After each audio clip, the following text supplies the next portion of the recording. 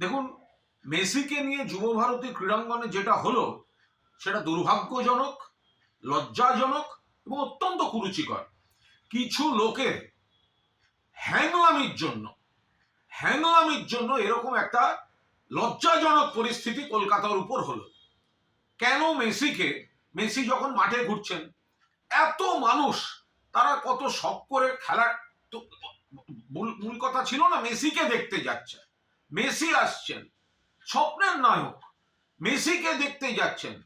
তো মাঠের মধ্যে যখন মেসি ঘুরছেন, তো বাকিরা মেসিকে একটু সামলে শুধু শুধু তার নিজস্ব দেহরক্ষী দিয়ে একটু ভিড় থেকে আগে মানুষের দিকে তাকিয়ে হাত নাড়তেন। তারা যারা এই এত দামি টিকিট কেটে দেখতে এসছেন তারা দু চোখ ভরে দেখতেন। তো সেটা করা গেল না। এত কিসের হ্যাংলামি?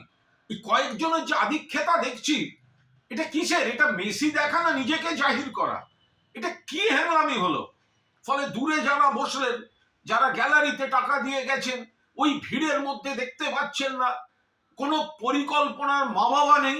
এই আয়োজক এটা হচ্ছে নাকি শুধু টাকা, শুধু ব্যবসা।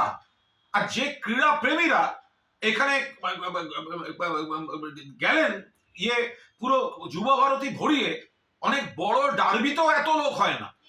সে মানুষগুলো কিন্তু সকালে গেছে শুধুমাত্র মেসিকে দেখবে বলে। মনে রাখবেন 2011 খেলা হয়েছিল, মেসি খেলেছিল আর্জেন্টিনা ভেনেজুয়েলা। আমি আর আমার এক সহকর্মী তখন চ্যানেলের প্রসেনজিৎ বক্সি, আমরা কর্নার ফ্ল্যাগের পাশে বসে খেলা দেখছিলাম অ্যাস্ট্রোটার্ফের উপর। আমাদের 12 ফুটের মধ্যে মেসি দাঁড়িয়ে কর্নার নিলেন। গোটা যুব ভারত একটা সিস্টেমে চলেছিল। এটা কি? যারা মাঠের মধ্যে, একটা মানুষ গ্যালারিতে বসে সে কি দেখবে ওই ভিড়ের মধ্যে? কোনো পরিকল্পনা থাকবে না।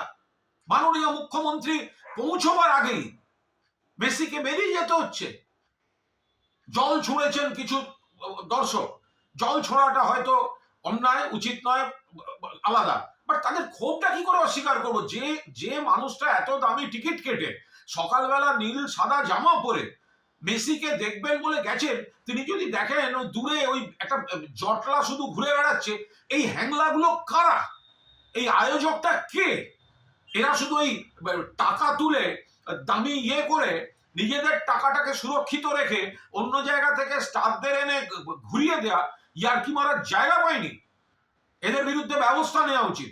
আমি এই ক্রীড়া প্রেমী যারা সাত সকালে যুব ভারতীতে মেসিকে দেখতে গিয়ে বঞ্চিত হয়েছেন, তাদের আবেগ এবং ক্ষোভকে পূর্ণ সমর্থন করছি।